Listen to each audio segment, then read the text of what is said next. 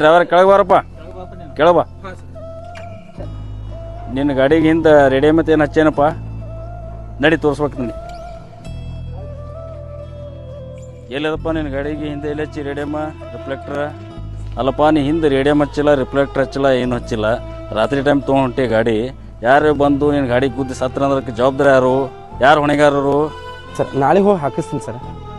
ಇನ್ನು ಹಿಂದಿನ ಟ್ರ್ಯಾಕ್ಟರ್ ಹಿಂದಿನ ಬಾಜು ರೇಡಿಯಮ್ ರಿಫ್ಲೆಕ್ಟ್ರ್ ಎಲ್ಲನೂ ಹಚ್ಚಬೇಕು.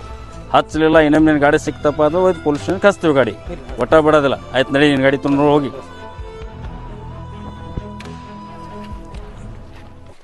ಅಣ್ಣ ಅಣ್ಣ ರಿಫ್ಲೆಕ್ಟರ್ ಅಂತ ರೇಡಿಯಮ್ ಮತ್ತು ಏನಿದೆಲ್ಲ ಹಚ್ಬೇಕಲ್ಲ?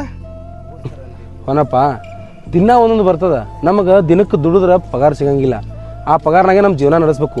ಇದು ದಿನ ಒಂದೊಂದು ಹಾಕೋದು ಕೂತ್ರೆ ಎಲ್ಲಿ ಹಾಕೋದು ಕುಂಡ್ರದಾಗ್ತದೋ? ನಡಿ. ಮತ್ತು ಅವ್ರು ಸರ್ ಹೇಳೋದು ಬರೋಬರಿಲ್ಲ. ಹಿಂದೆ ಯಾರಿಗೆ ಗುದ್ದು ಸತ್ರ ಏನು ಮಾಡೋದು?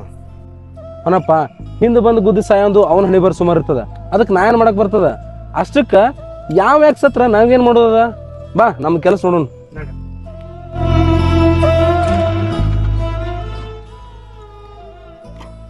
ಅಣ್ಣ ಇಂಥ ನಡು ರಾತ್ರಿ ಗಾಡಿ ಬಂದು ಬಿತ್ತು. ದಾಬಾ ಒಂದು ಕಾಣಿಸಲ್ಲಾಗ್ಯಾವ, ಹೊಸ ಬರೇ ಭಾಳ ಆಗ್ಯಾವ. ಏನು ಮಾಡೋಕ್ಕಾಗಿಲ್ಲ ಅವನಪ್ಪ. ರಾತ್ರಿ ಇಲ್ಲೇ ಮಕ್ಕೊಂಡು ಮುಂಜಾನೆ ನೋಡು ಮರ ಸಾಕಾಗ್ಯದ. ಆಯ್ತಣ್ಣ, ಇಲ್ಲೇ ಮುಕ್ಕಳ ಗಾಡಿ.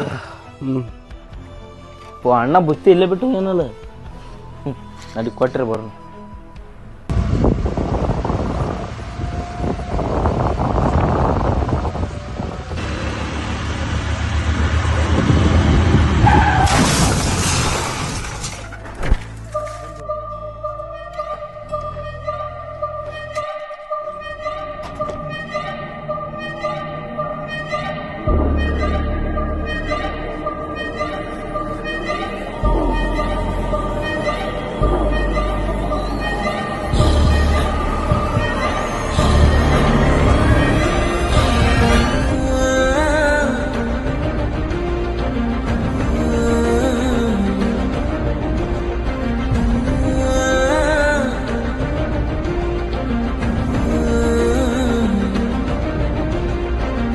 ಅಷ್ಟಕ್ಕೆ ಯಾಕೆ ಸತ್ರ ನಾವೇನು ಮಾಡೋದ?